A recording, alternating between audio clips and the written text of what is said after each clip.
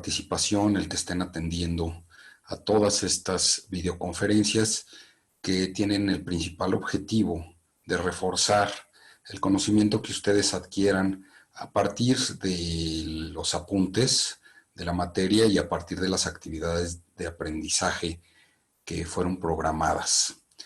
En esta ocasión nosotros vamos a hablar de algo muy importante dentro de la teoría económica y a través de lo cual entendemos a la misma, entendemos el alcance y los objetivos que persigue. El día de hoy vamos a hablar de los modelos económicos. Los modelos económicos es la manera a través de la cual nos explica la teoría económica lo que sucede en la realidad. Entonces me voy a permitir ponerles una presentación.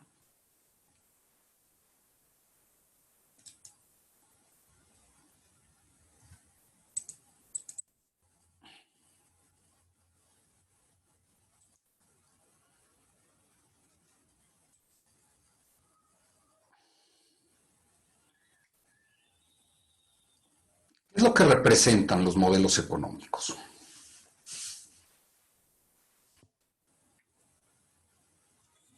Normalmente están formados por diagramas y ecuaciones, y esto no tiene que espantarlos. En efecto, sí hay modelos muy complejos, que los que estudiamos economía a medida que va avanzando la carrera, los vamos viendo, que incluyen gráficas, incluyen ecuaciones diferenciales. Sin embargo, hay modelos relativamente sencillos, cuyo principal objetivo es que nosotros entendamos cómo funciona la economía. Todo modelo, en cualquiera de las ciencias, tiene el objetivo de presentar la realidad. Por lo mismo, omite muchos detalles. Supone, en el caso de la economía, muchas cosas, con el objeto precisamente de enfocarse en lo principal que quiere comprobar, que quiere mostrar. Entonces, el hecho de omitir detalles los hace más simples y precisamente con la posibilidad de que los podamos comprender mejor y a la vez podamos relacionarlos con lo que está sucediendo allá afuera.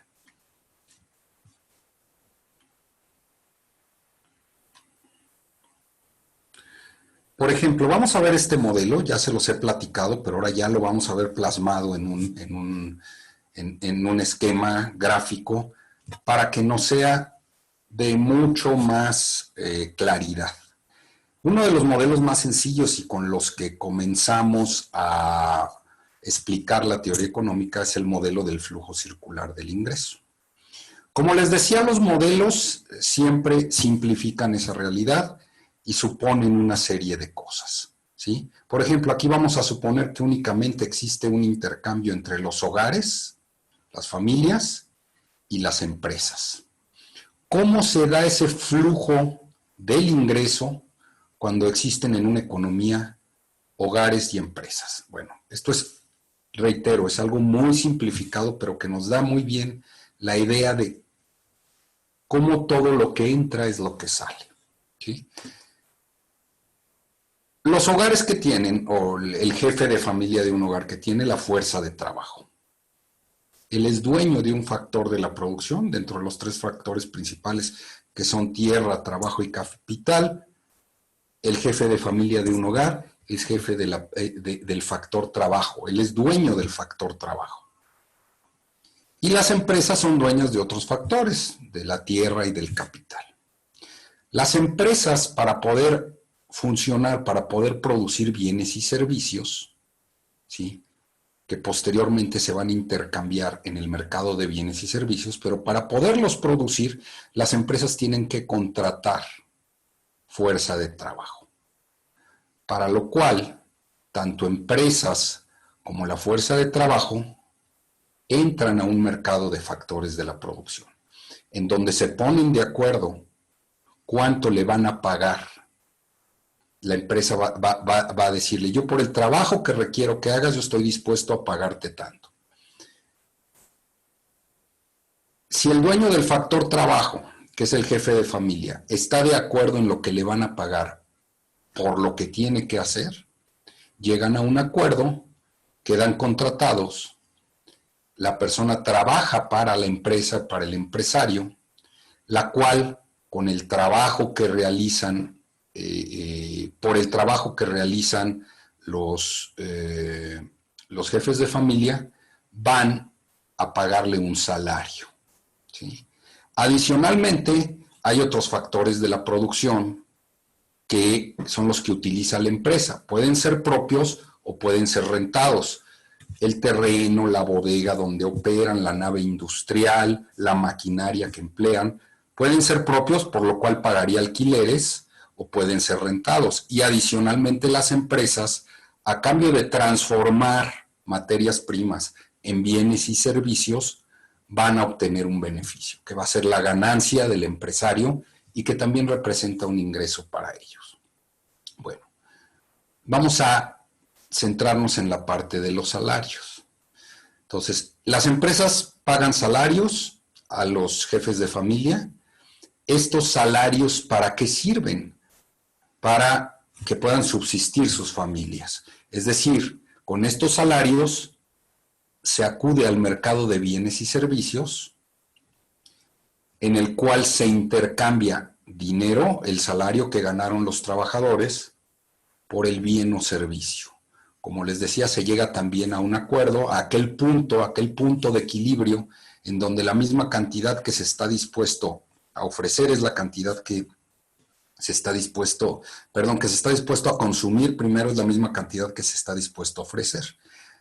Hay un precio de mercado, un precio de equilibrio al cual se acuerda y se intercambia bien o servicio por dinero. No nada más acuden al mercado de bienes y servicios los jefes de familia o quienes obtuvieron un ingreso por trabajar en la empresa. También pueden acudir los dueños de algún factor, que puede ser la tierra, las máquinas, la nave industrial, etcétera, por lo cual obtuvieron un ingreso y es una renta, ¿sí? Y también pueden acudir al mercado de bienes y servicios para comprar aquellos bienes y servicios que sirvan para su subsistencia y cubrir sus necesidades. Lo mismo los empresarios, cuando ellos tienen una ganancia, una utilidad, consecuencia de producir bienes y servicios, ellos también pueden acudir al mercado de bienes y servicios para comprar lo que requieran y llevarlo también a sus familias. Por consiguiente, aquí es donde se cierra el ciclo. Lo que se gana es lo que termina pagándose en el mercado de bienes y servicios. Este es un esquema muy, muy simple. Si se fijan, aquí no estamos metiendo ni gobierno ni sector financiero. Vamos a hacerlo un poco más complejo el esquema, en donde ya van a quedar incorporados gobierno, a ese flujo que ya tenían las familias y las empresas, ahora va a quedar incorporado el gobierno y vamos a incorporar también un mercado financiero, los bancos.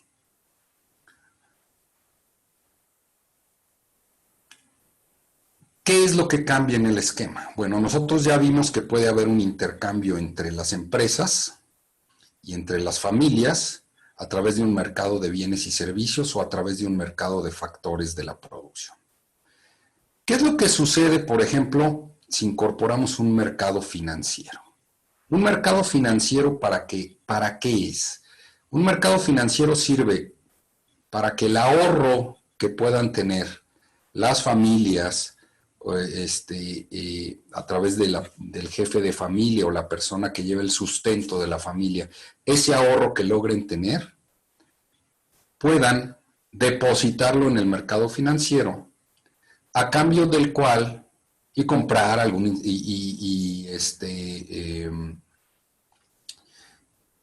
participar en algún fondo de inversión, adquirir algún instrumento financiero que le pueda generar una tasa de interés o una ganancia a las familias, ¿sí? Por el hecho de tener resguardado y invertido el dinero en una opción que pueda generar beneficios, ¿sí? Pero también el mercado financiero, la manera de hacer negocio es que él capta recursos de los ahorradores por los cuales paga una tasa de interés, que eso es una salida para el mercado financiero, pero realmente la entrada para el mercado financiero o el negocio que hace el mercado financiero es esos recursos poderlos prestar a las empresas, por los cuales esas empresas van a pagar un interés y que va a representar una ganancia para el banco o para, en general, las instituciones financieras. Entonces, acuden ambos al mercado financiero, primero las familias, deciden en dónde, en qué banco, qué instrumento financiero, ya sea de emisión pública, de emisión privada, de deuda, del mercado de capitales, etcétera, en cuál van a participar, llegan a un acuerdo con la institución financiera y hacen un contrato por el cual depositan su dinero y a cambio de depositar ahí su dinero y de mover su dinero, la institución financiera les da una tasa de interés. Y por otro lado, las empresas también acuden a un mercado financiero, en donde están todas las empresas financieras y todos los instrumentos, cuando necesitan inyectarle dinero a las empresas, necesitan recursos para que la empresa continúe funcionando o hacerla crecer, etcétera, comprar algún insumo de importación que les requiere una inversión más allá de lo que puedan tener en caja o en ahorro o más allá de su flujo de efectivo, acuden al mercado financiero y deciden con qué institución pueden hacer un contrato, en este caso solicitar un préstamo. Por lo cual van a pagar, por ende, un interés que va a representar un ingreso para la institución financiera. Aquí ya estamos teniendo ingresos por el lado de las instituciones financieras. Entonces, ya hasta aquí, ¿quiénes están teniendo ingresos y egresos? Primeramente, lo que platicamos en el esquema anterior, las familias. ¿Por qué? Porque trabajan para las empresas y por eso reciben un salario.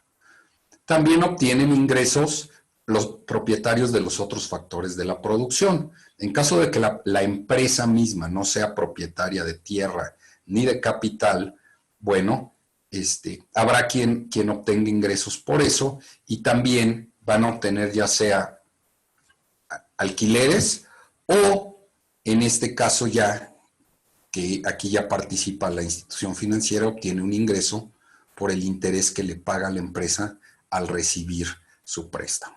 Entonces ya estamos, en primer lugar aquí ya incorporamos 3 mercados, ¿sí? El mercado de factores de la producción, el mercado de bienes y servicios y ahora el mercado financiero, en donde están las instituciones financieras que también al tener ingresos consumen, ¿sí? Y esas también van a acudir al momento de tener ingresos, los dueños o socios de los bancos van a acudir al mercado de bienes y servicios para hacer esa derrama económica de los ingresos que ellos tienen y también para cubrir sus necesidades.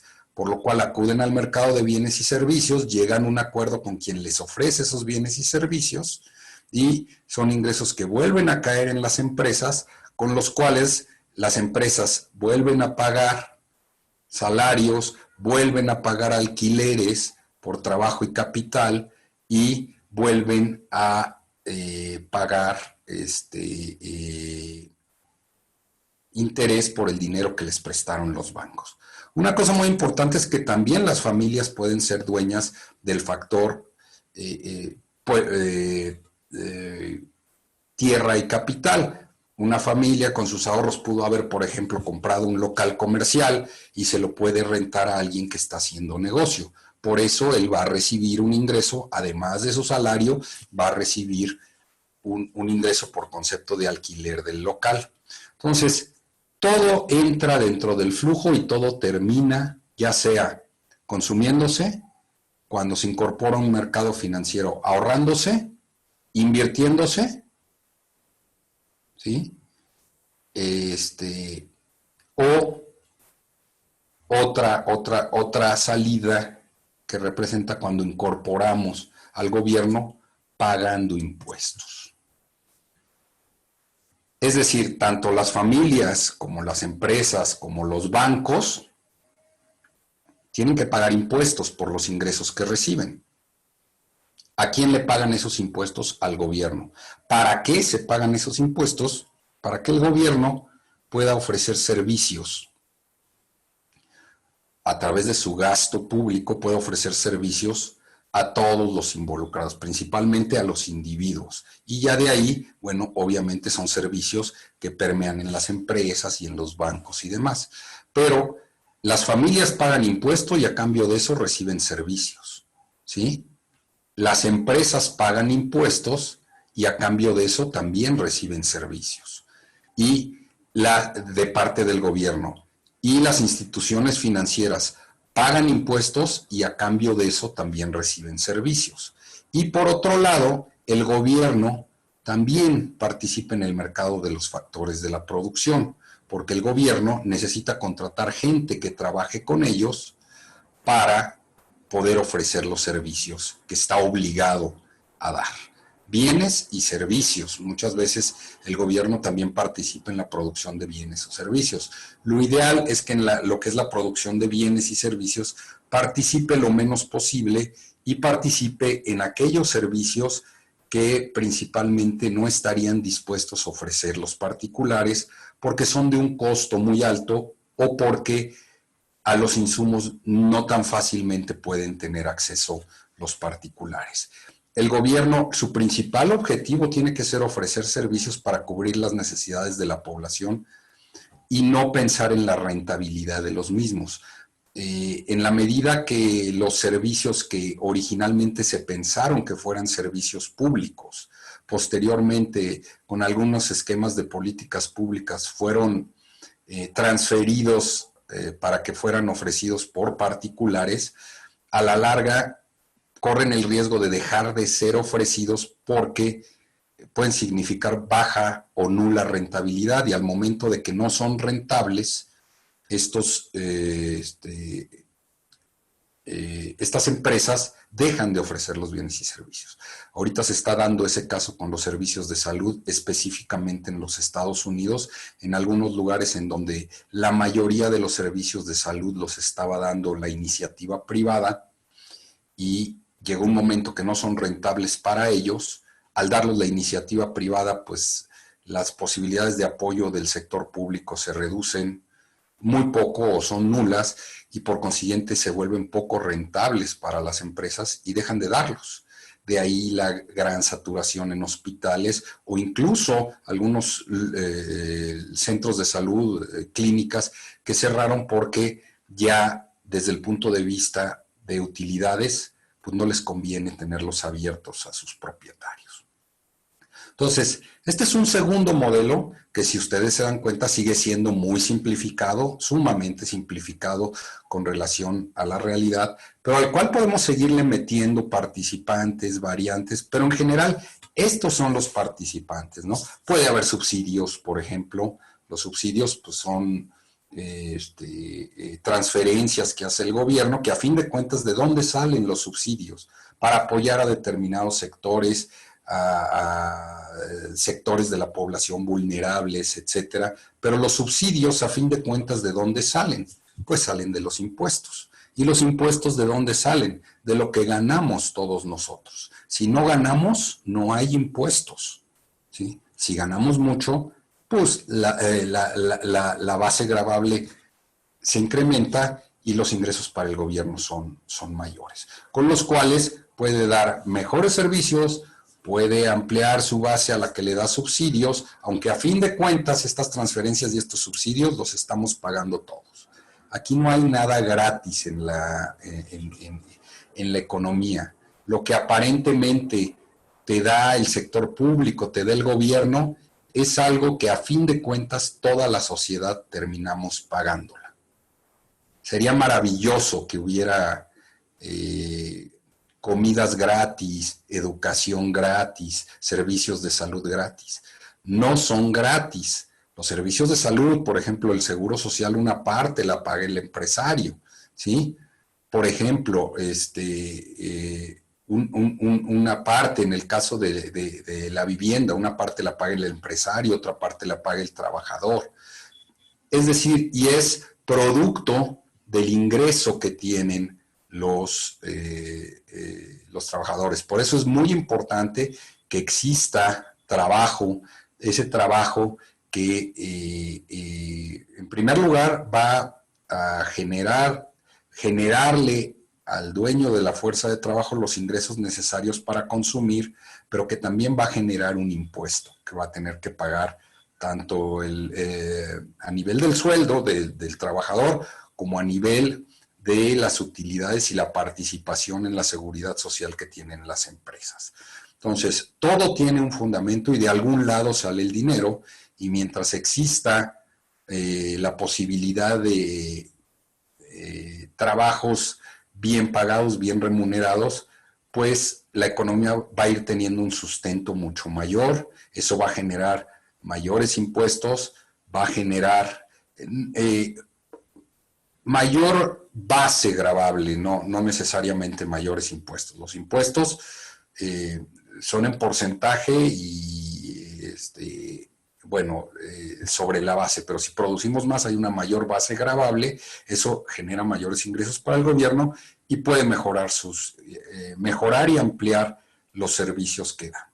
Y por otra parte, bueno, pues va a haber una mayor base de trabajadores ganando dinero, lo cual van a poderlo consumir en el mercado de bienes y servicios, van a poder elevar la demanda, van a poder, por consiguiente, puede crecer la oferta y la economía comienza a crecer. Eso puede contribuir a que la demanda agregada es el consumo de todos los bienes y servicios en la economía. Todo lo que se demanda en la economía, lo que demandan las familias, las empresas, el gobierno, es una demanda agregada y es la variable que considera la macroeconomía para determinar un equilibrio a nivel macro con la oferta agregada, que es todo lo que se ofrece en la economía.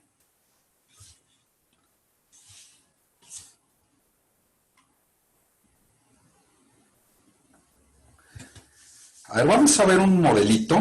Les estoy poniendo ejemplos de modelos muy sencillos que normalmente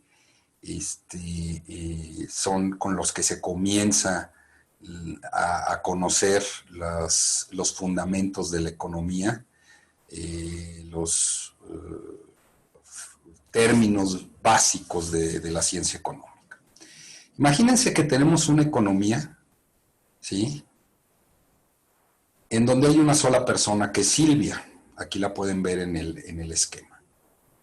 Silvia tiene la posibilidad de producir dos bienes. Uno es maíz, que está determinado por kilos al mes, y otro es tela. ¿Sí? Se hace contrastante para que vean realmente qué es lo que hay atrás de las decisiones de alguien que tiene dos bienes únicamente. Esa es toda la economía, ¿sí? Es la economía en donde está Silvia, y ella puede producir tanto maíz como tela. Y de esos dos bienes ella los puede consumir, ¿sí? Ella puede, por ejemplo, ustedes van a ver el maíz en el eje de las X o eje de las ordenadas, y la tela en el eje de las abscisas. En el eje de las Y, las ordenadas, el maíz, y en el eje de las abscisas, las X. No se me espanten cuando vean esto. Van a recordar esta situación de la representación gráfica, que a fin de cuentas les da una explicación de lo que hay atrás de las decisiones tanto del consumidor como del productor. Silvia puede decidir producir únicamente maíz y nada de tela. Esto de acuerdo a los recursos con los que ella cuenta, a los factores de producción. Ella tiene 2 brazos nada más, entonces no es tan fácil. Entonces, o produce nada más maíz o produce menos maíz y un poco más de tela, pero no es ilimitado lo que ella puede producir.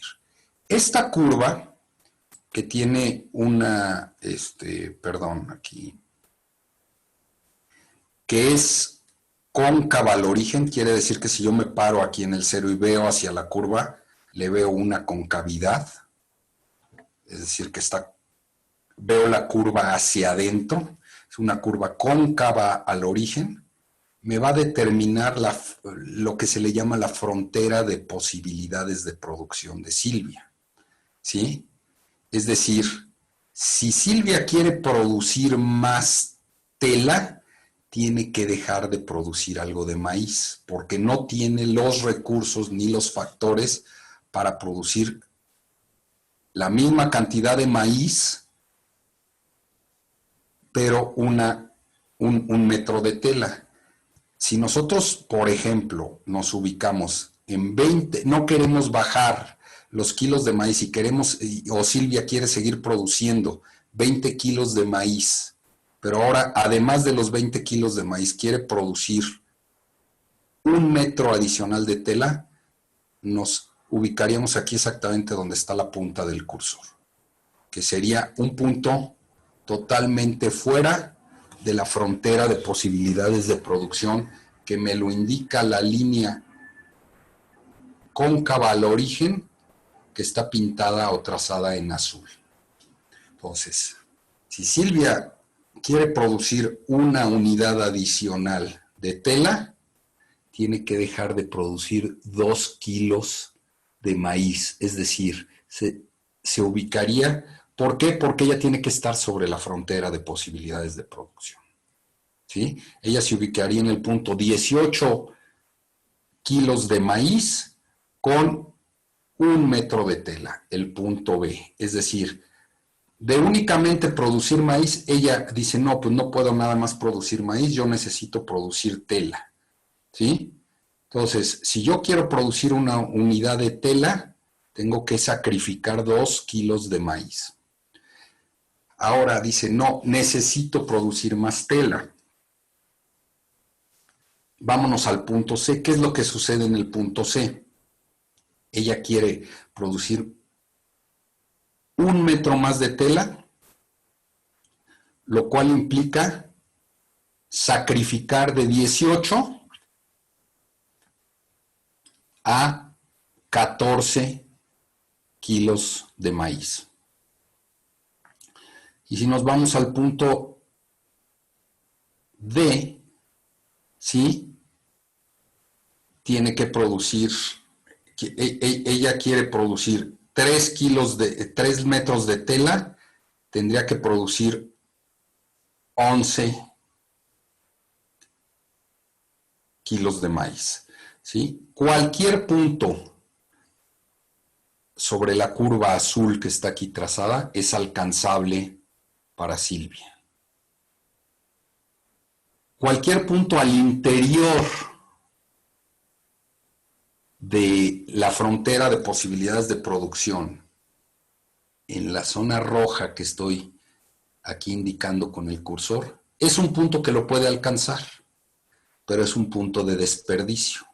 Ubiquémonos aquí en este punto Z. Este punto Z es un punto de desperdicio porque ella podría producir hasta 18 kilos de maíz, ¿sí?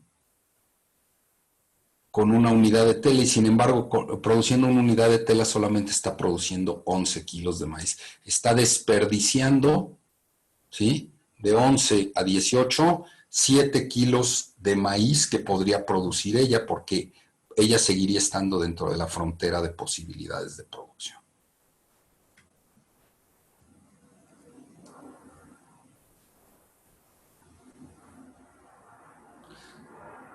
Entonces, este es un modelo que Es muy simple, pero te dice qué es lo que hay atrás de la lógica de producción o lo que, la manera en cómo Silvia tiene que decidir cómo producir y da mucha cuenta de la escasez de los recursos.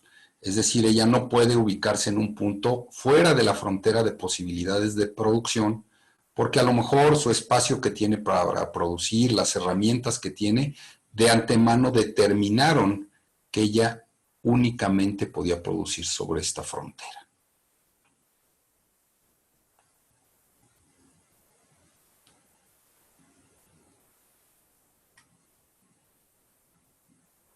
Ahora, continuamos en la misma curva. Fíjense ustedes, sigue aquí esta situación. Aquí lo que yo quiero que vean es cómo, cuánto es lo que sacrifica Silvia para producir una unidad adicional o un metro adicional de tela.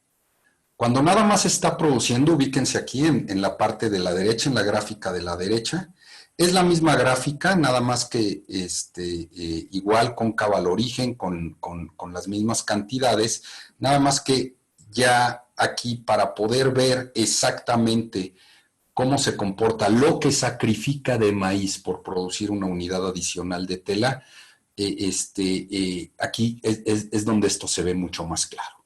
Al pasar del punto A, en donde ella estaba produciendo 20 unidades de 20 kilos de maíz y 0 metros de tela, ella dice, no, yo necesito producir tela. Por una unidad adicional de tela, así se lee esta gráfica, ¿cuánto dejo de producir de maíz por una unidad adicional de tela? ¿Sí? A ver, chéquenlo bien, yo estoy dejando de producir 2 unidades de maíz por producir una unidad adicional de tela. En el punto B, yo produzco una unidad de tela y dejo de producir 2 unidades de maíz.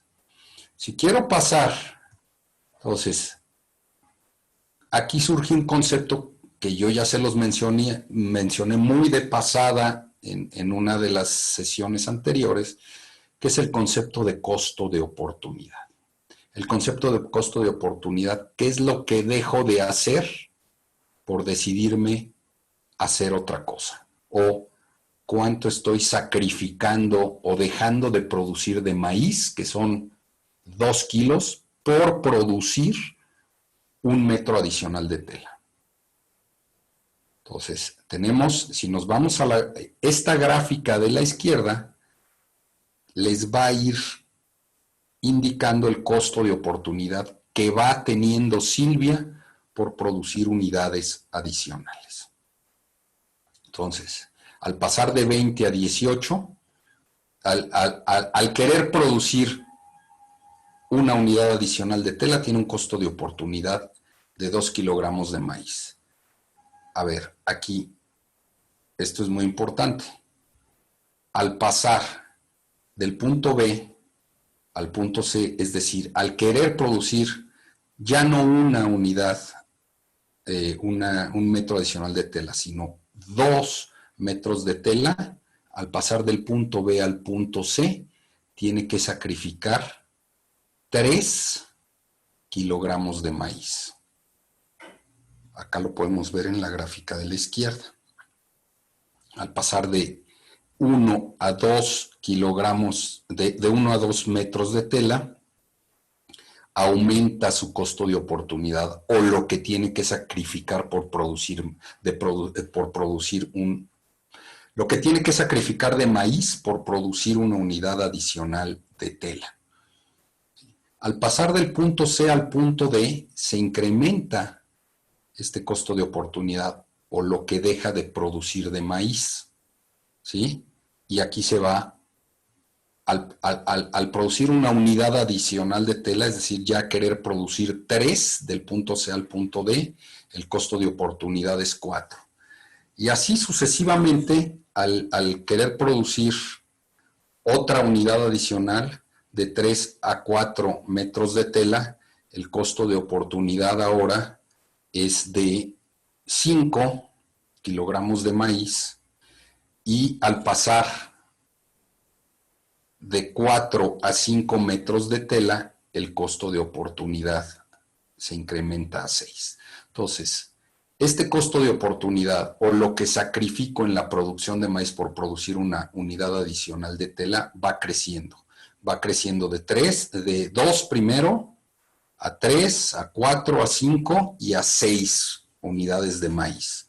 Por consiguiente, lo que le da la concavidad o esta forma a la frontera de posibilidades de producción es el hecho de que el costo de oportunidad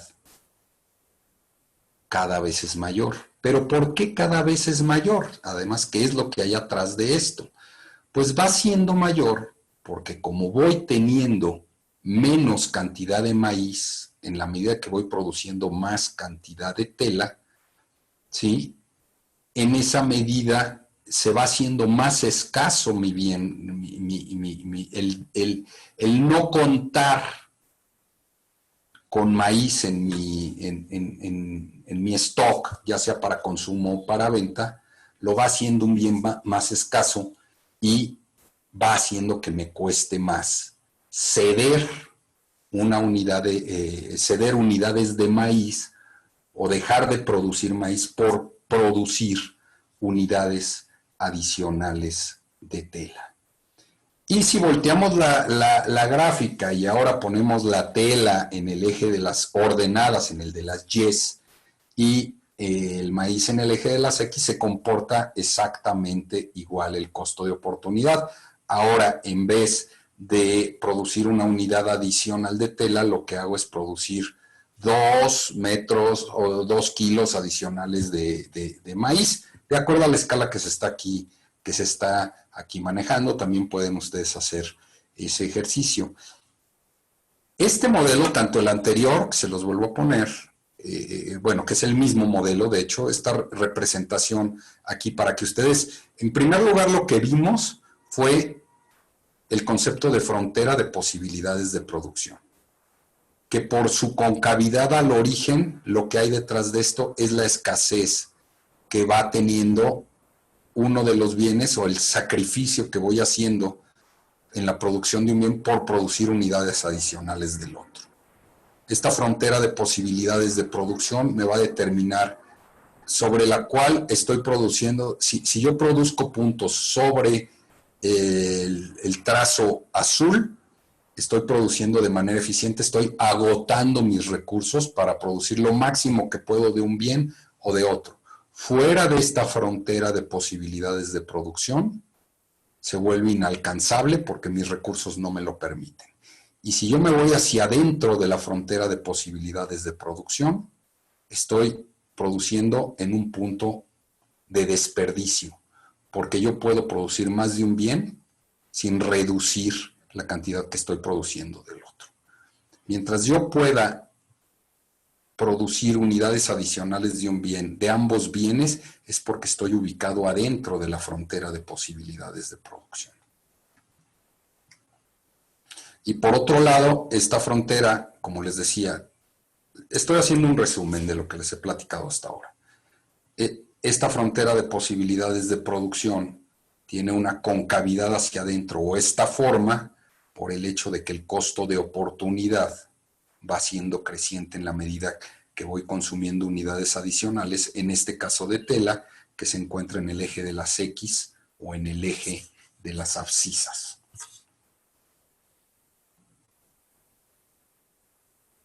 Este es el modelo de la frontera de posibilidades de producción. Entonces, vimos en esta sesión, pudimos darnos cuenta cómo los modelos,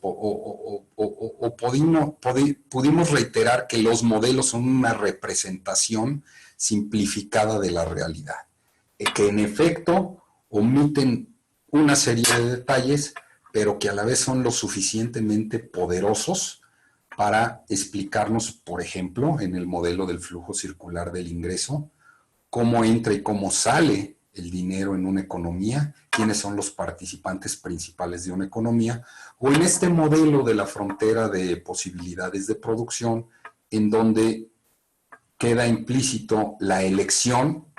No puedo producir más de ambos bienes. Si yo quiero producir, tengo dos opciones de bienes por producir más de uno, tengo que dejar de producir de otro. Lo cual, porque hay una frontera de posibilidades de producción y porque el costo de oportunidad, además, es creciente. Esto explicado por el concepto de escasez que hay detrás de esto. Yo les agradezco mucho de nuevo la participación en esta sesión número 4. Espero que les pueda reforzar, como les digo, la información que ustedes van a ver en los apuntes. Esta es complementaria, pero creo que es de gran utilidad sobre todo. Yo los espero en la próxima sesión y de nuevo que tengan un excelente día. Hasta pronto.